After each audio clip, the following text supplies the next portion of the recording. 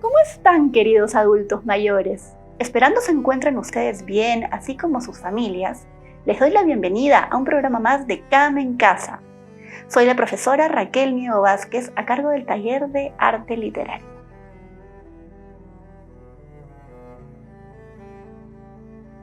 El objetivo de esta sesión es aprender a distinguir cuándo el poema fluye y cuándo se construye. ¿Cómo podemos comunicar lo que realmente queremos decir? ¿Están listos para desarrollar este súper talento? Entonces, comencemos.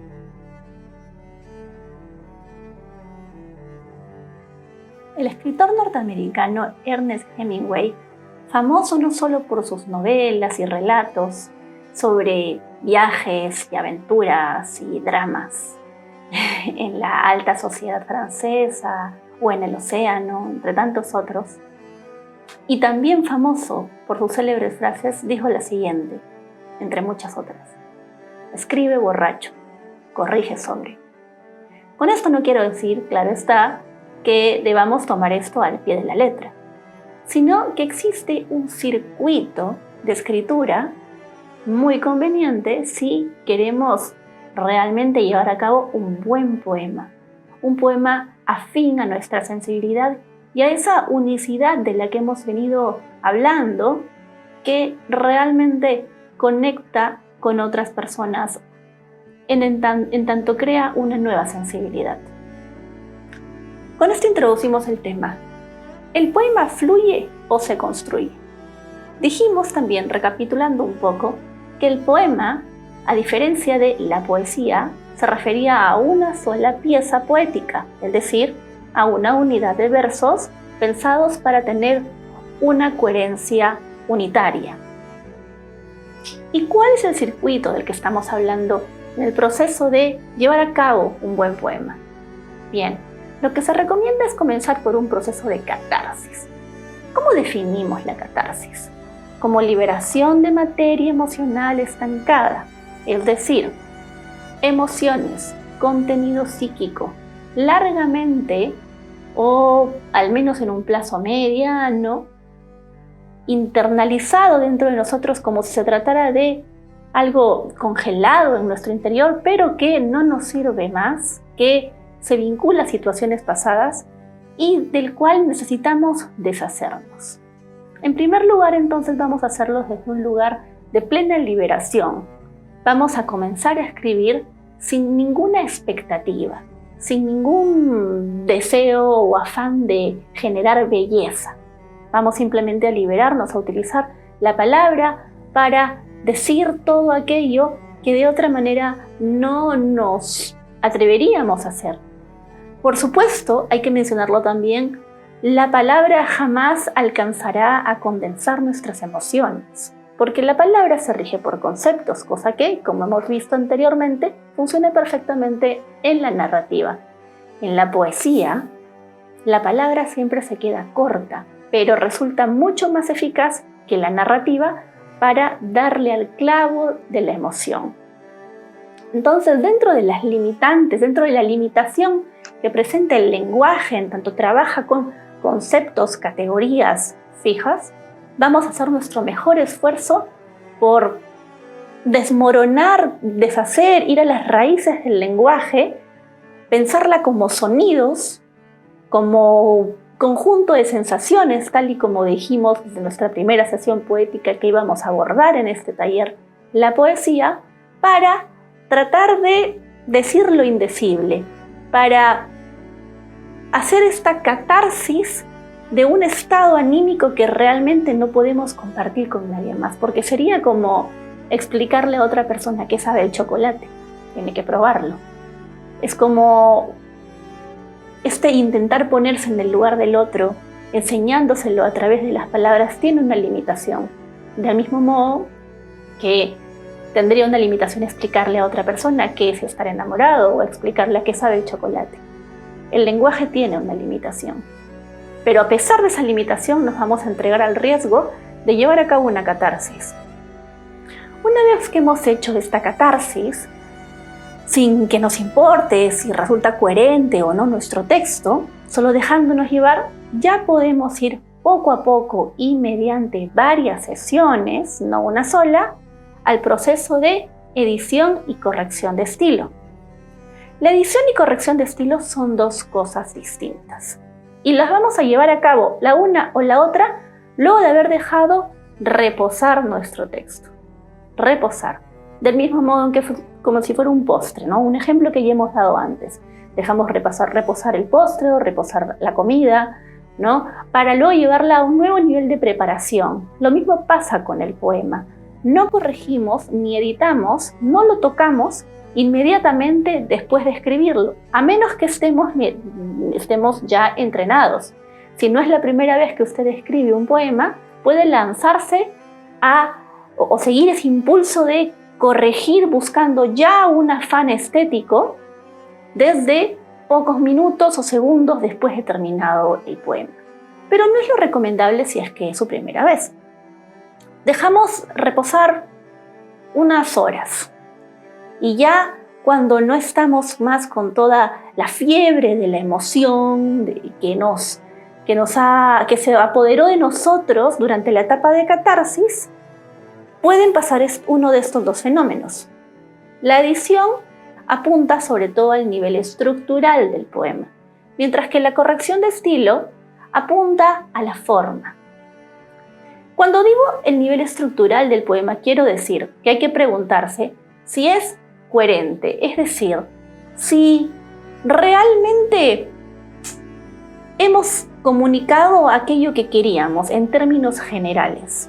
Si la primera parte de nuestro poema, por así decirlo, la primera estrofa, los primeros 4 versos, tiene que ver, sigue una línea temática, ¿no?, con respecto de lo segundo. Porque nosotros, y aquí esto es muy importante agregar, podemos tener una intención comunicativa en el momento de la catarsis, podemos estar intentando comunicar algo y pensar que dentro de nuestra cabeza, muy común en todos los géneros literarios, se entiende afuera a la perfección, y otra cosa es que en efecto sea así. Entonces, la edición va a ocuparse más del nivel estructural, del sentido coherente, integral, total de nuestro poema, mientras que la corrección de estilo va a ocuparse de aquella coma o de aquel término, de aquel adjetivo, de aquel sinónimo que a una segunda vista o tercera o cuarta vista no es el más apropiado para nuestra intención comunicativa. ¿De acuerdo? Entonces, sea que se trate de edición o de corrección de estilo, tenemos que imaginar este proceso a 3 niveles diferentes. En realidad son varios más, ¿sí? Pero empecemos por esos 3 niveles. Número 1, imágenes. Las imágenes poéticas que se podría imaginar, que podría vislumbrar mi lector, ¿se corresponden con mi intención comunicativa, con lo que yo intento transmitir? La musicalidad de mi poema, la melodía que genera y el efecto emocional y anímico que esto deja en mi lector, nuevamente, ¿se corresponde con mi intención comunicativa? Y suena, claro, armonioso, ¿no? Ya estamos ahí entrando directamente al terreno de la estética. Y en tercer lugar, coherencia.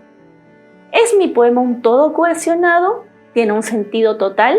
¿Estoy hablando de lo mismo desde diferentes aristas? Por otro lado, hay que mencionar, sí, claro está, que el poema es, a diferencia de la narrativa, y esta es una diferencia fundamental, se puede entender de múltiples maneras, tiene múltiples sentidos, mientras que la narrativa no. La narrativa tiene claro que te está contando una historia determinada, en donde varía, sí, la apreciación en torno a esta misma historia. En el caso de la poesía, esta razón por la cual las personas pueden juzgar, y no sin razón, que es tan complicada, se trata justamente de que en apariencia no tiene sentido alguno, lo que más bien da toda la libertad para ingresar al poema y entenderlo de múltiples maneras. Y no olvidemos el título, el cual debe ser coherente, claro está, con el sentido de nuestro poema. Ahora bien, retrocediendo un momento a lo que respecta en cuanto a imágenes poéticas, es decir, metáforas, comparaciones sugeridas, no directas, pero sí sugeridas, que hacemos con determinadas palabras para evocar unas emociones o una experiencia o una relación entre seres humanos o una relación con el mundo, utilizamos pues esas imágenes, ¿no? Esas palabras convertidas en algo visual en la mente de nuestros lectores. Y la musicalidad, que tiene mucho además que ver con la cantidad de sílabas, es decir, la rima y el largo de nuestros versos, va a hacer mucho juego en ambos casos con el manejo de los silencios. No olvidemos esta metáfora que ya trabajamos, hablando de imágenes y de metáforas, que ya trabajamos anteriormente con respecto de el lienzo en blanco, ¿no? Que es esa tela llamada silencio, donde el músico coloca notas, ¿no? Entonces, los silencios comunican tanto como las palabras en la poesía. Y el largo de nuestros versos, los espacios que dejemos en blanco, ¿no?, también van a comunicar algo cuando baje este lector la vista al verso siguiente. Tanto es así que en muchos casos puede formarse una figura, ¿no? Se da muchísimo esto de que las figuras, sea de ave o de flor o de lo que querramos, tiene mucho que ver pues con el poema que abordamos. Al fin y al cabo, la poesía, ya saben, se junta con otras artes y ofrece una experiencia artística y estética integral, ¿no? Entonces, habíamos dicho pues que estos 4 puntos tienen al final que tener una relación con nuestra intención comunicativa, que también podemos denominar objetivo poético.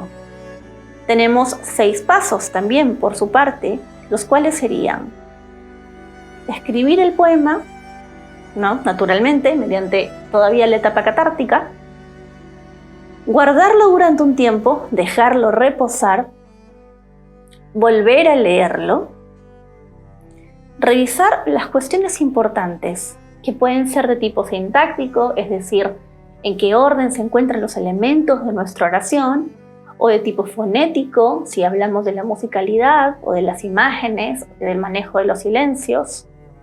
Por supuesto, temas que tengan que ver con la edición. De repente, nuestro tema en sí mismo descubrimos ya con la mente fría que no tiene nada que ver con aquello que sentíamos en el momento catártico, ¿no?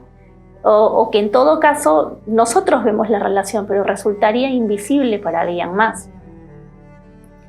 Corregimos estos temas y luego releemos el texto para corroborar, para comprobar que efectivamente se ha podido lograr esta intención.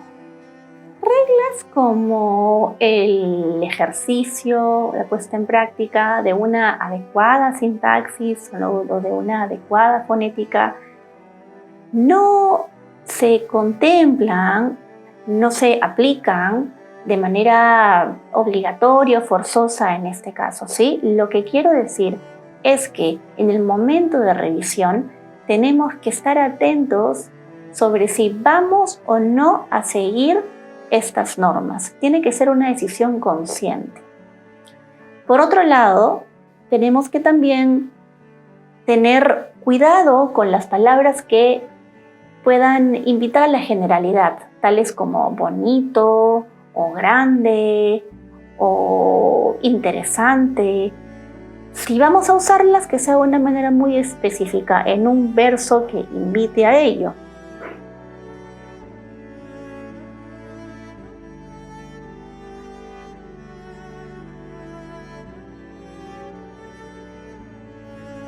Por otra parte, todo esto lo que he mencionado hasta ahora se trata de pautas a seguir en el caso de que pensemos nosotros corregir y trabajar el proceso de creación de manera individual o independiente. Pero otra cosa que se recomienda es mostrar nuestra pieza poética a amigos o familiares o conocidos para que nos den su opinión, sobre todo si consideramos que tienen una sensibilidad especial para este género o que han leído mucha poesía y por lo tanto ya tienen pues desarrollado un entrenamiento, ¿no?, en apreciación poética. Otra tercera alternativa es asistir a círculos literarios donde se practique la poesía y podamos compartirla con otros especialistas y otras personas aficionadas a este género. Una pauta más que nos puede servir, sea que vayamos a trabajar de manera independiente, totalmente en solitario, o bien recurriendo a otras personas para obtener su apreciación. Esto último es realmente muy recomendable, ¿no? Es decir, creo que debe haber ambas etapas en el proceso creativo, que primero debe ir en soledad, luego con personas y luego tal vez regresar nosotros a nuestra base solitaria, ¿no? Creo que deberíamos de abarcar todo esto, pero en todo caso es muy recomendable leer en voz alta el poema, leerlo solo en voz alta si es que de repente pasa, ¿no es cierto?, que nos puede dar vergüenza leer delante de otros nuestro poema, en cuyo caso simplemente se lo podemos dar como un escrito o bien leerlo en voz alta, ¿no? No habría ninguna dificultad. Pero en todo caso, cuando estemos en solitario, leer en voz alta el poema nos va a dar una idea mucho más objetiva, por así decirlo, de cómo es que, de a dónde realmente ese poema está apuntando, más allá o dejando un poco de lado nuestra expectativa. Y sobre todo, lo más importante es recordar que la corrección de un poema muchas veces puede llevar años, meses, semanas, días. No es algo que se haga una sola vez, sino que se repite porque la misma apreciación del poema, en el paso del tiempo, va cambiando a nuestros ojos y a los ojos de los demás.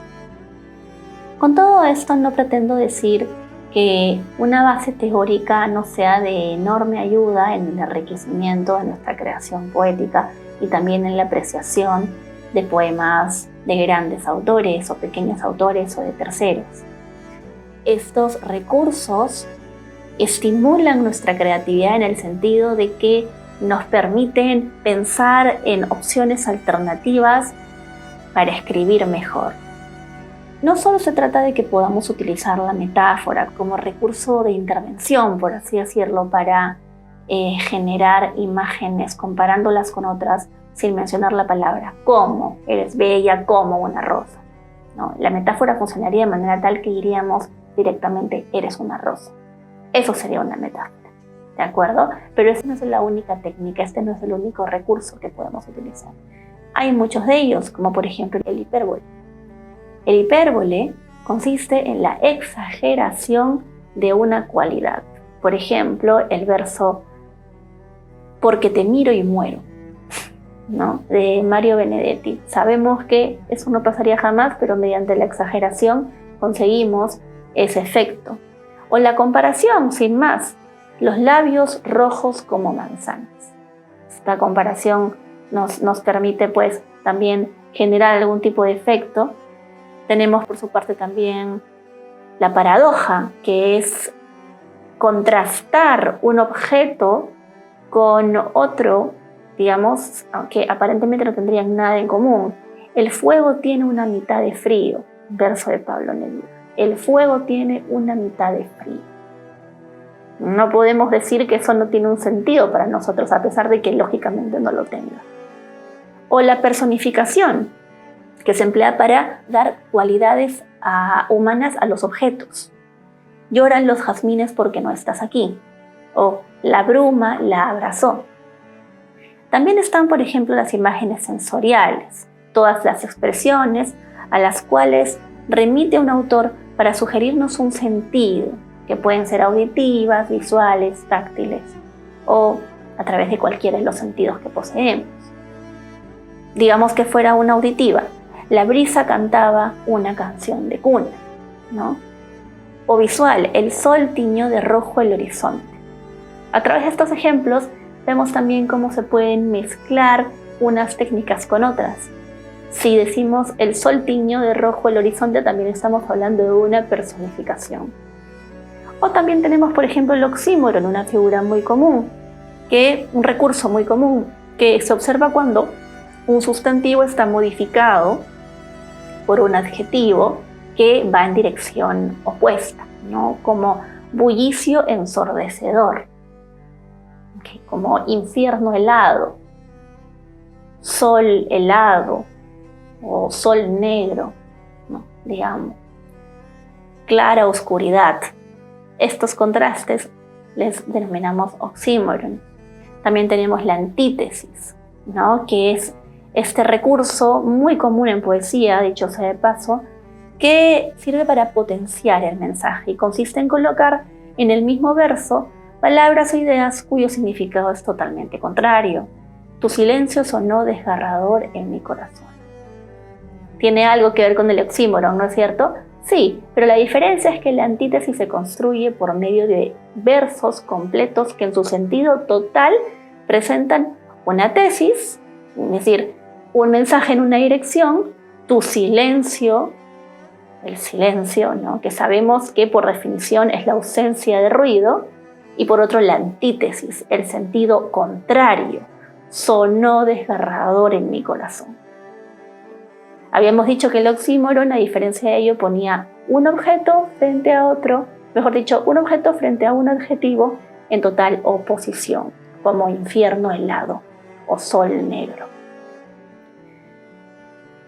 Estos son algunos de los recursos que nos sirven y repito que su conocimiento va a ayudarnos mucho a acercarnos y corroborar que nuestra intención comunicativa es la mejor, que las palabras que estamos escogiendo para escribir nuestro poema son las más afortunadas, que no necesitamos pasar por un trabajo de edición, porque digamos, si descubrimos también a otro nivel, ¿no? Que existen todos estos recursos y nosotros nos hemos lanzado a escribir nuestro poema sin conocerlos, pues está perfecto porque estamos yendo por un camino de catarsis.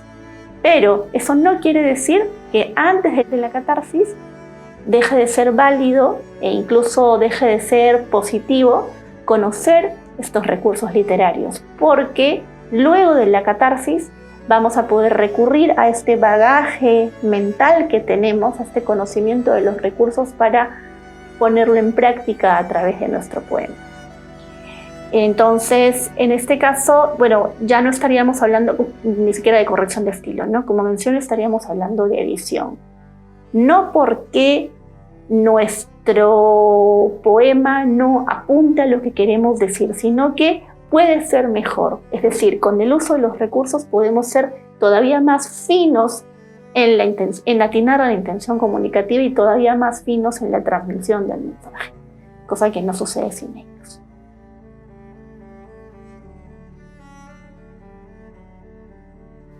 ¿El poema fluye o se construye? Establecimos que para hablar de fluidez, bueno, vamos directamente a lo que nos remite, dejarnos llevar. Mientras que la construcción es un acto a conciencia, no en exceso ni en defecto.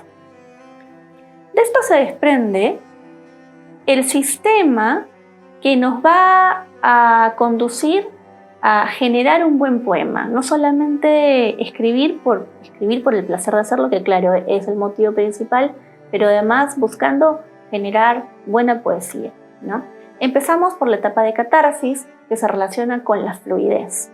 En la etapa de catarsis dijimos que se da una liberación de materia emocional estancada. Dicho de otro modo, emociones, ¿no? Como aquí podemos ver, que tenemos retenidas en el cuerpo y en la mente y en nuestra psique, que pertenecen a experiencias pasadas o incluso pueden ser experiencias presentes, pero que en todo caso no nos aportan y se han convertido en una carga para nosotros. necesitamos deshacernos de ellas. Y para eso sirve pues la poesía, ¿no?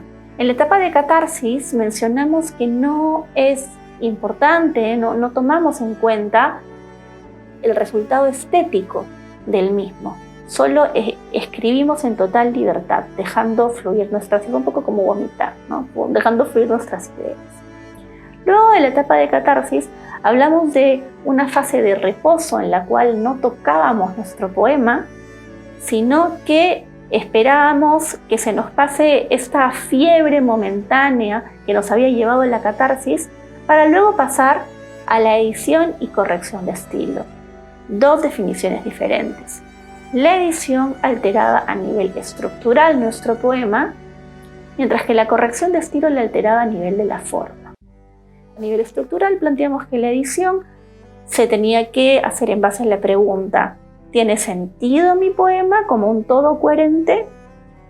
Y en el nivel de corrección de estilo planteamos pues que quizás la forma no sería lo más apropiado, ¿no es cierto? Quizás hay una coma que podemos correr, quizás hay un silencio que podemos dejar saltando la línea, quizás hay un adjetivo o un sustantivo que podría ser más apropiado para responder ¿a qué? A nuestra intención comunicativa, aquello que queremos comunicar, que queremos decir.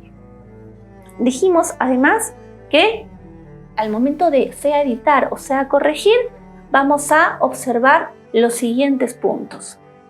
Si las imágenes, es decir, estos conceptos poéticos, se corresponden con la alusión, ¿no? La fotografía mental, por así decirlo, que va a aparecer en la mente de nuestro lector, ¿no? En base al concepto que estamos presentando.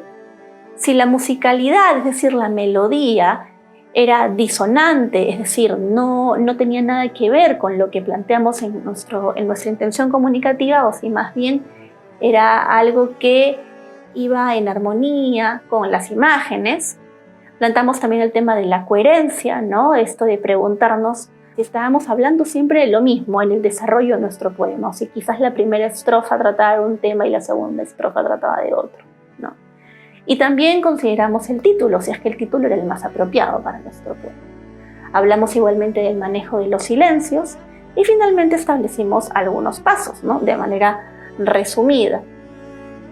Escribir nuestro poema, dejarlo reposar, regresar al poema, corregirlo, tomando en cuenta edición y corrección de estilo, y bueno, también esto volverlo a ver a lo largo de varias etapas de forma individual o con grupos especializados o familia de amigos. Y después de estas conclusiones, damos por terminada una sesión más del taller de arte literario, donde usted ha desarrollado otro súper talento. ¡Felicitaciones! Los esperamos en la próxima sesión de Came en Casa. Sigamos cuidándonos.